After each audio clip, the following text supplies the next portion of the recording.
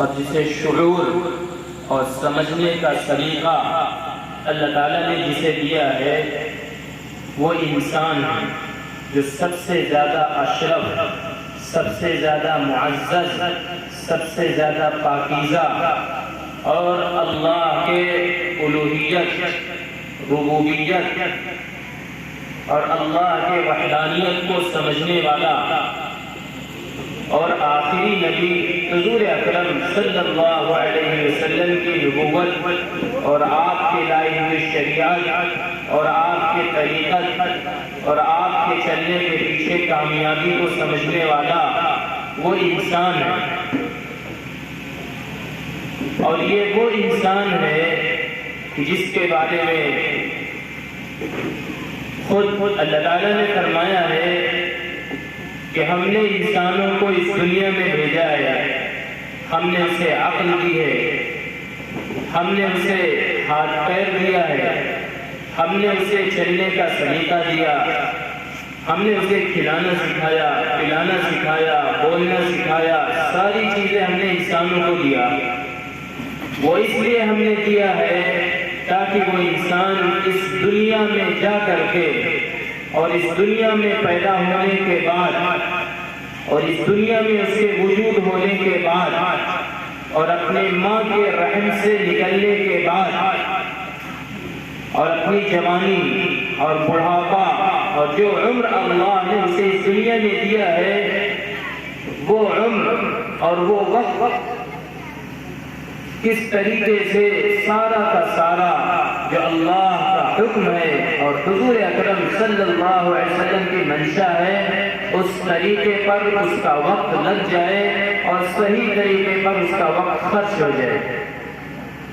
میرے عزیز بھائیو، جس وقت اللہ تعالیٰ نے اس دنیا پر حضور اکرم صلی اللہ علیہ وسلم جیسی مقدس ہستی کو بھیجا اور جس وقت آپ کو اللہ نے اس دنیا میں پیدا کیا اور آپ کے پیدا ہونے سے پہلے جو برائیاں اور جو بگاڑ، جو فساد، جو غریانیت اور جو لہو و لعب اور جو تماشا آپ کے پیدا ہونے سے پہلے مکہ مکرمہ میں تھا، حدیث شریف میں آتا ہے وہ بدبخت کس طریقے سے ایک دوسرے کے خون کو پی جایا کرتے تھے، برسہ برس لڑائی ہوا کرتی تھی اور ایک دوسرے کے دشمن ہوا کرتے تھے، لیکن جب اللہ نے آپ کو اس مقدس جگہ پر پیدا کیا اور اس مقدس زمین پر آپ کو بھیجا اور آپ ابھی پیدا بھی نہیں ہوئے تھے، پیدا ہونے سے پہلے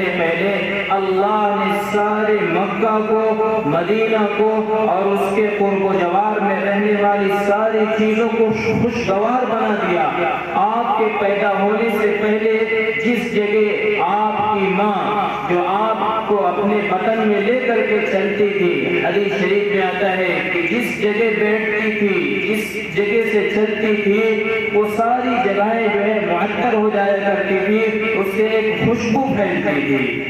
ابھی آپ پیدا نہیں ہوئے تھے، ایک مکہ مکرمہ میں ایک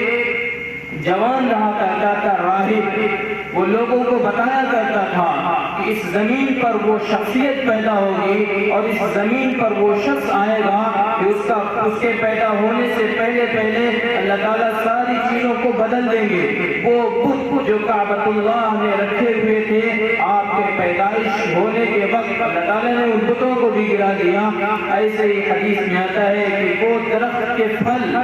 جس پر پھل نہیں آتے تھے، وہ بکریاں جن کے تھنوں میں دودھ نہیں ہوا کرتی تھی، آپ کے پیدائش کے وقت اللہ تعالیٰ نے ان درختوں پر ہریالی پیدا کر دیا،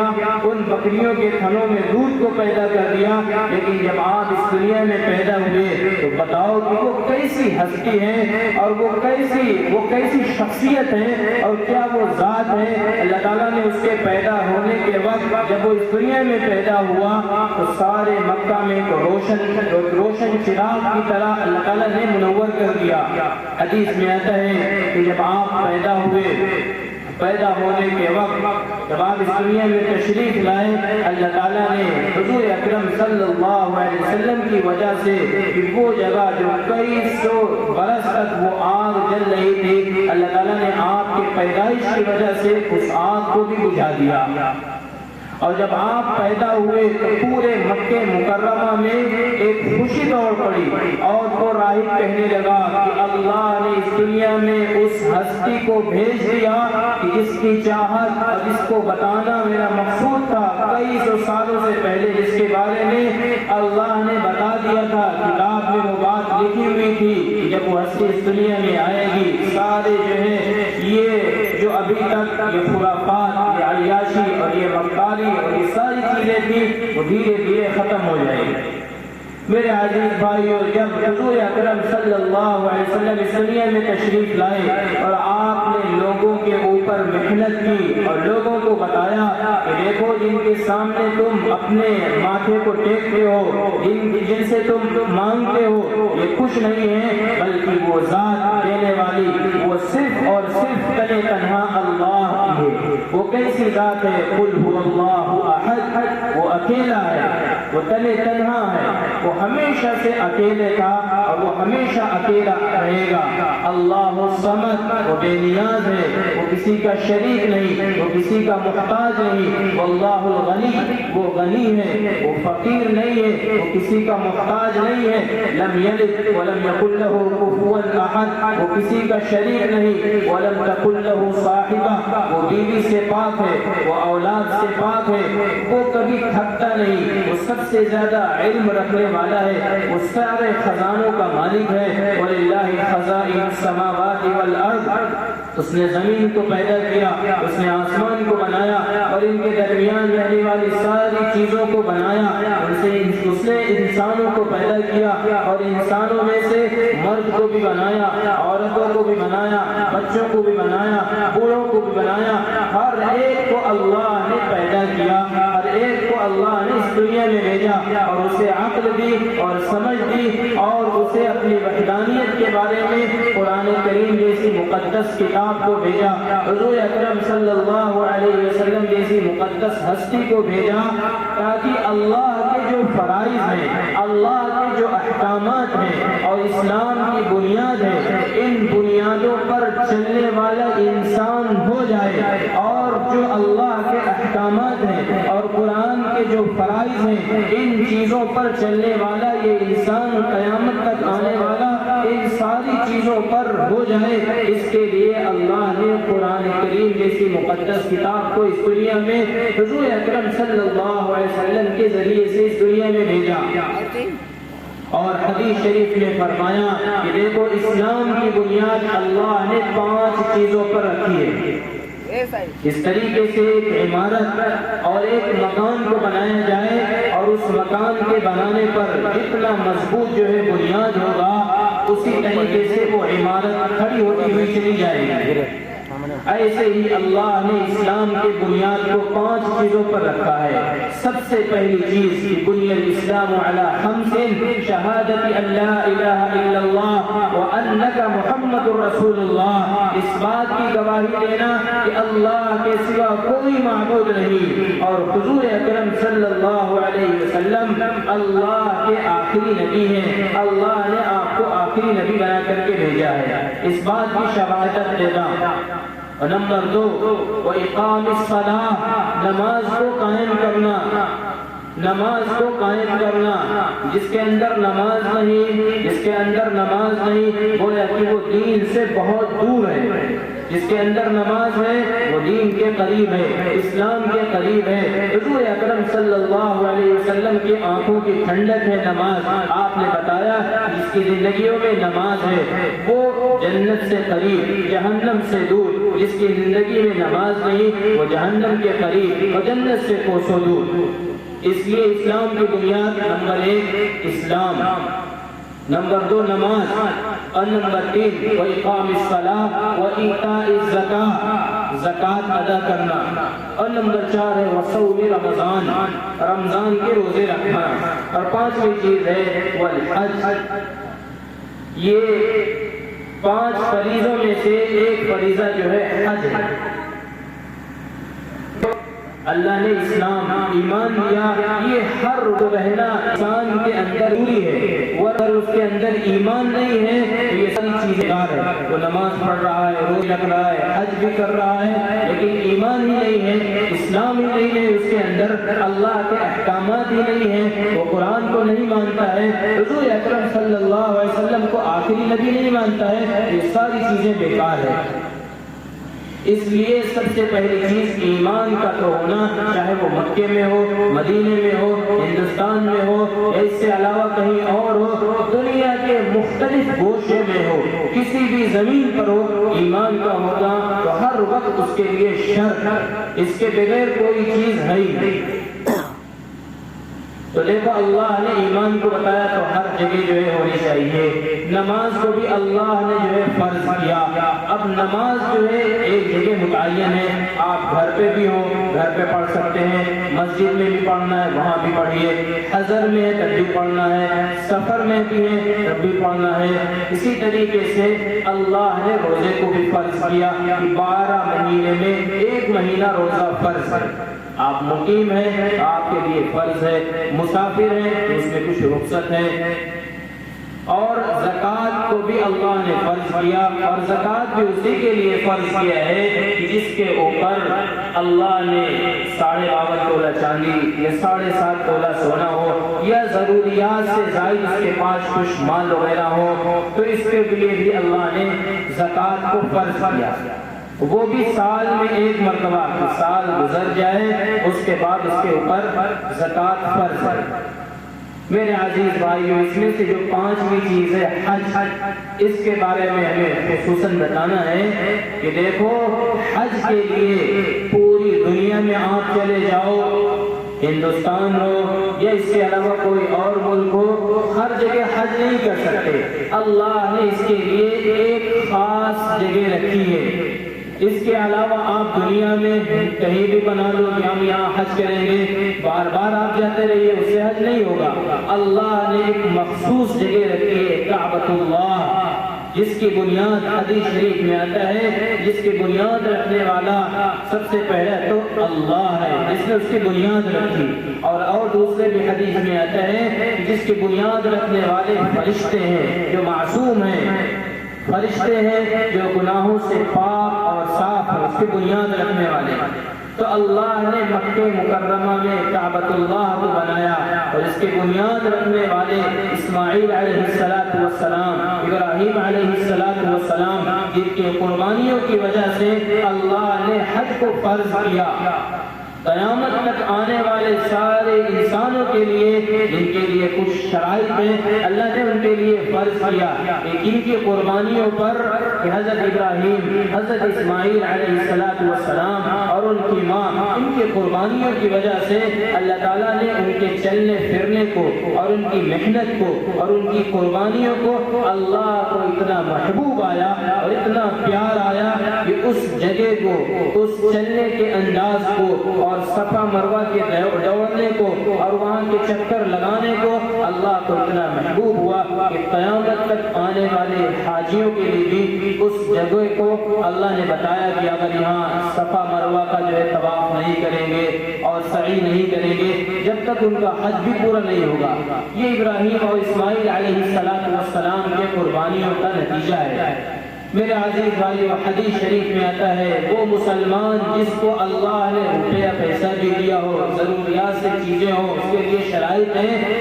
اور اس کے اوپر اللہ نے حج جیسے اہم فریضے کو فرض کیا ہو، اور وہ حج کے لیے اپنے پیر کو نہ بڑھاتا ہو، اس کے لیے سبقت نہ کرتا ہو اور اس کے لیے کوشش نہ کرتا ہو، سارے چیزیں اس کے لیے ہموار ہو، راستہ بھی ہموار ہو، جانے کی ساری چیزیں اس کے لیے کیا ہو۔ حدیث شریف میں آتا ہے کہ ایسا شخص کوئی دور نہیں ہے کہ وہ اس دنیا رہتے ہوئے ساری چیزیں اس کے لیے آسان ہے، حج کرنے جا سکتا ہے، کوئی رکاوٹ نہیں ہے، تو ایسا شخص پھر بھی حج سے دور رہتا ہو، جانے سے لیے کوئی بعید نہیں۔ دنیا میں رہتے رہتے چاہے وہ یہودی بن کر مرے، چاہے وہ نصرانی بن کر مرے،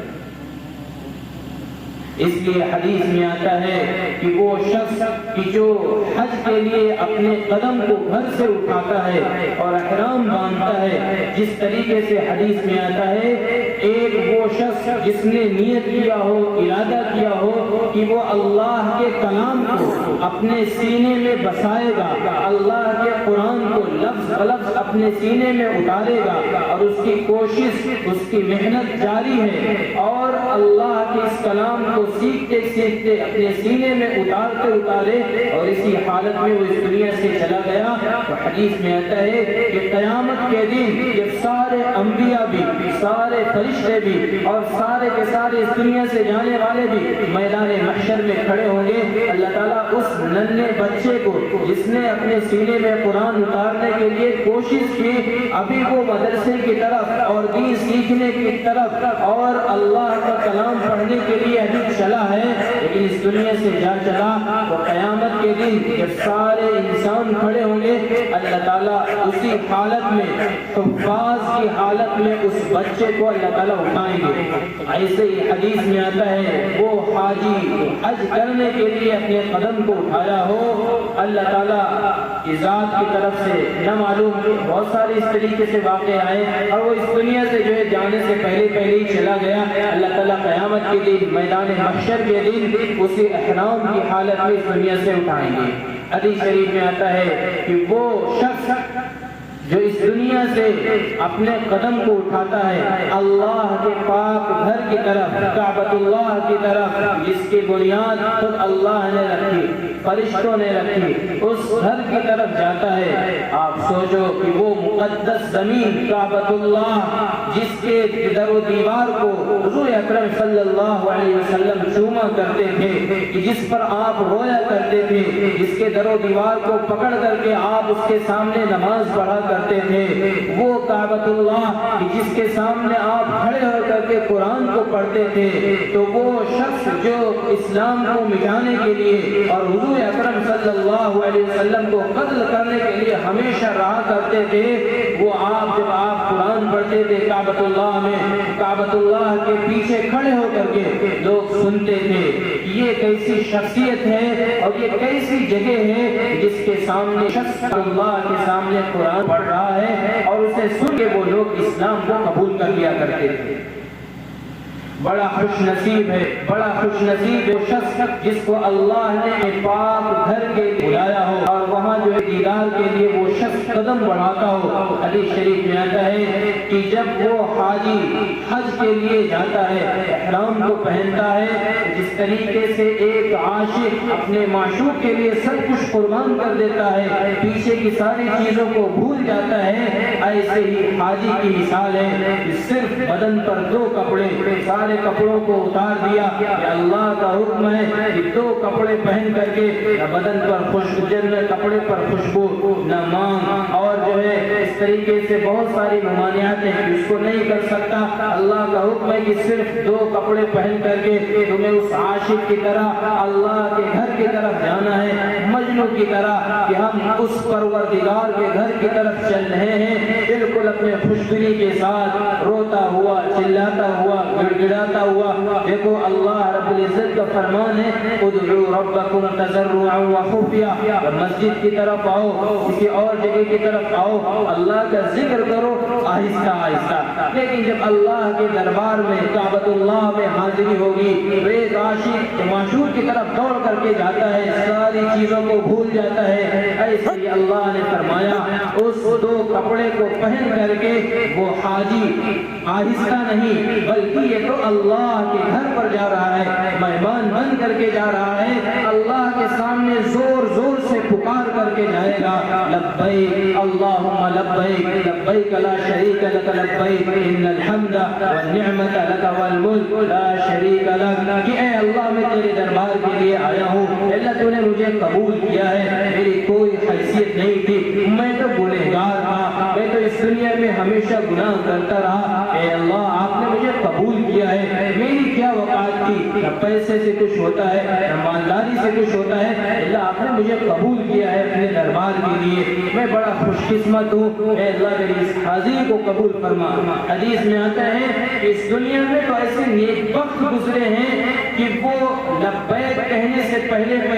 کئی لوگ ان کے کہتے رہے کہ آپ نے احرام باندھ لیا، اب آپ کو لبیک کہنا ہے، اللہ کے سامنے حاضری ہونا ہے. لیکن میرے بھائیوں، ان کا سینہ کیسے اللہ سے ڈرتا تھا، کیسے لرزتے تھے، کیسے کانپتے تھے کہ کہیں ایسا نہ ہو ہماری زبان سے لبیک نکلے کہ اے اللہ تو نے مجھے قبول کیا ہے، میں تیرے گھر کے لیے حاضر ہوا ہوں. اور کہیں اللہ کی طرف سے کسی ناراضگی کا اظہار نہ ہو جائے کہ لا لبیک، تیری حاضری قبول نہیں.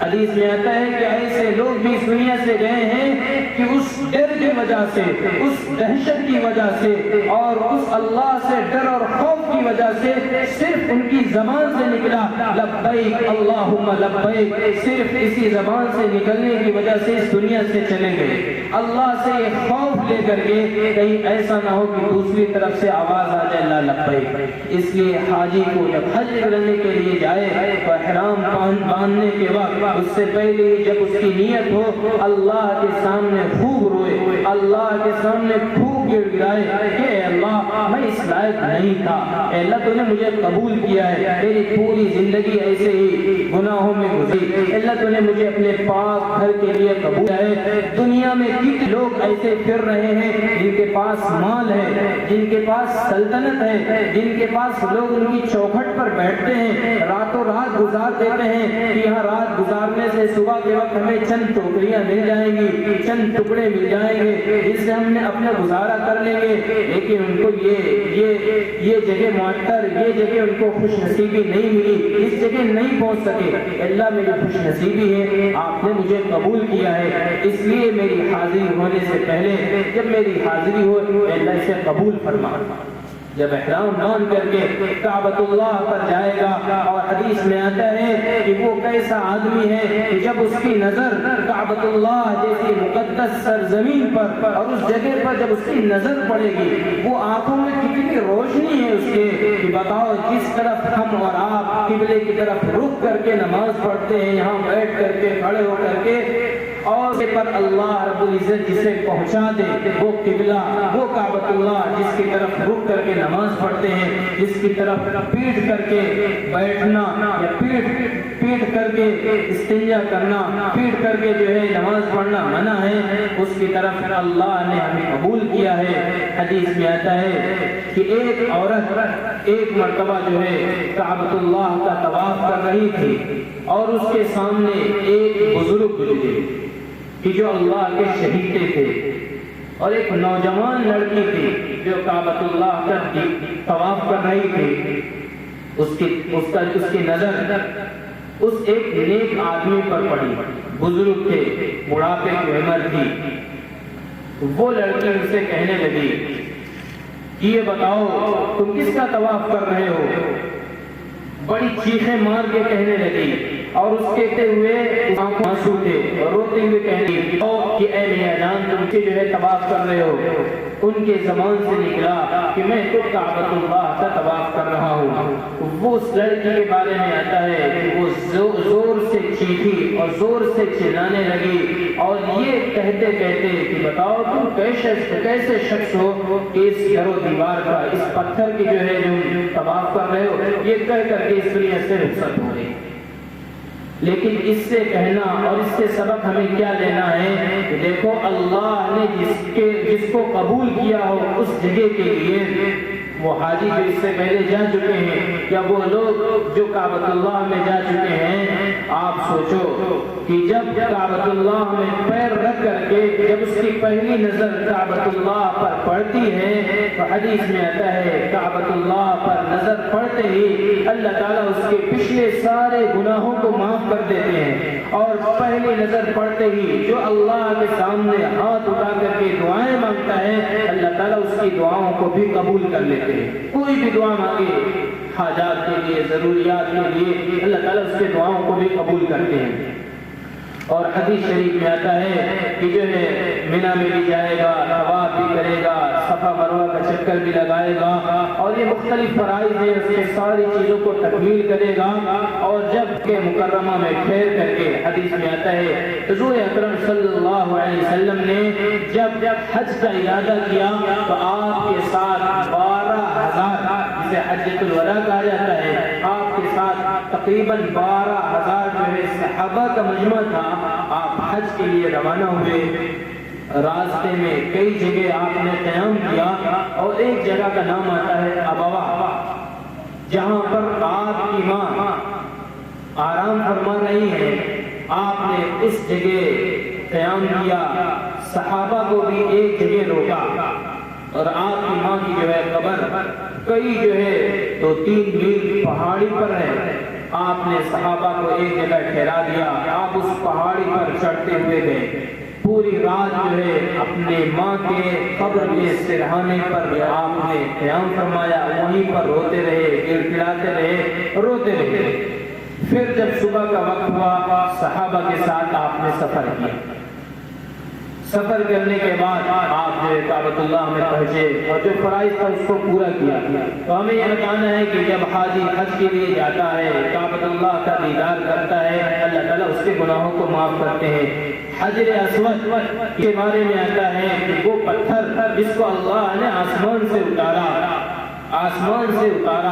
کہ اس کو چھونے کے بعد اللہ تعالیٰ دل کے سارے گناہوں کو بھی معاف کر دیتے ہیں۔ آدمی جو ہے دور سے اسے دیکھ لے، زیادہ بھیڑ وغیرہ ہوتی ہے، بوڑھا آدمی قریب نہیں جا سکتا، اس لیے حدیث میں کتابوں میں منع بھی کیا گیا ہے کہ جب بہت زیادہ بھیڑ ہو، کسی کی جو ہے کوئی پریشانی ہو سکتی ہو تو انسان جو ہے دور سے اسے دیکھ لے، استلام کر لے۔ جب مکہ مکرمہ میں چند دن جو ہے حاجیوں کو قیام رہتا ہے، اس کے بعد جو ہے جب مدینہ منورہ میں جائیں گے، حدیث شریف میں آتا ہے کہ وہ نبی کہ جس جگہ پر آپ آرام فرما رہے ہیں، جس جگہ پر اللہ نے آپ کے مزار اقدس کو بنایا ہے، کہ وہ جگہ ساری دنیا سے بہتر ہے۔ میرے بھائیو، جب میں مکہ مکرمہ سے حاجی جب حج کر کے پورا جو ہے گناہوں سے پاک، اسی لیے اللہ نے فرمایا کہ افضل، علماء نے لکھا ہے کہ اگر جو ہے اس کی جہاز سب سے پہلے جو بہتر ہے کہ جو ہے مکہ مکرمہ میں جائے، لیکن اگر کوئی کسی وجہ سے مدینے میں جا رہا ہے تو اور بات ہے، لیکن جب مکہ مکرمہ میں پہلے جائے گا، حاجی حج پورا کر لے گا، گناہوں سے بالکل پاک صاف ہو جائے گا۔ حدیث میں آتا ہے کہ جب اس کا حج پورا ہو جاتا ہے تو وہ اس طریقے سے ہو جاتا ہے جیسے بچہ اپنے ماں کے پیٹ سے جو ہے نکلا ہے، بالکل گناہوں سے پاک صاف ہو کر کے۔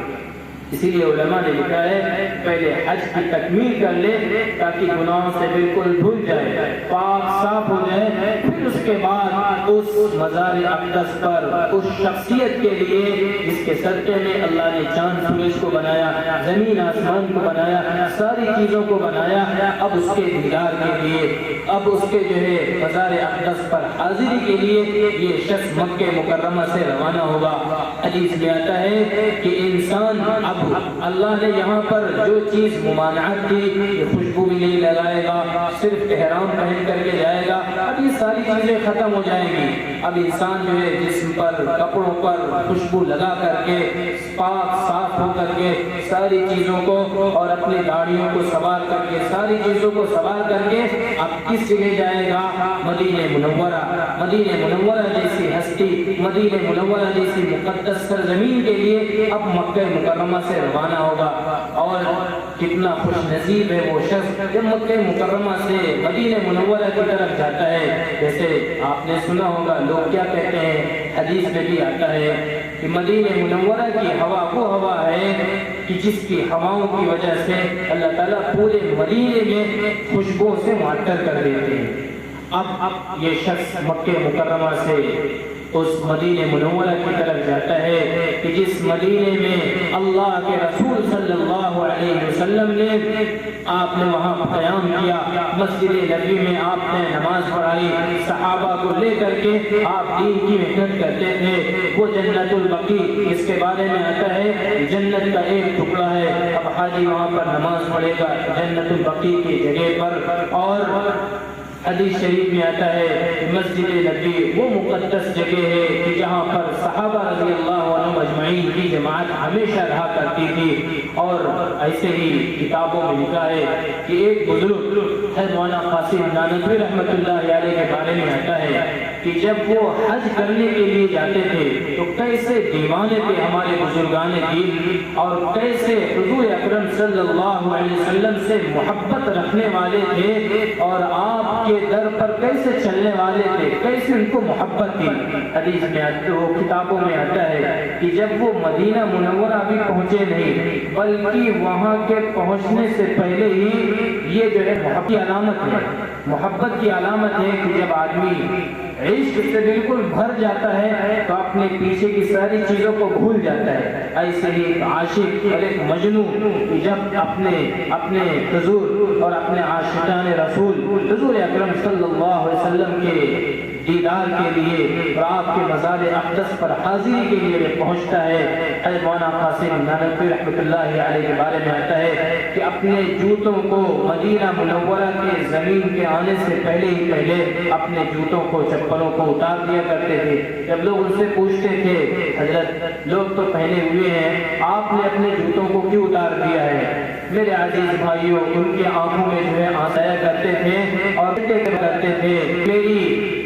میری اتنی وقعت نہیں ہے اور میں اتنا پاک صاف نہیں ہوں کہ اس زمین کے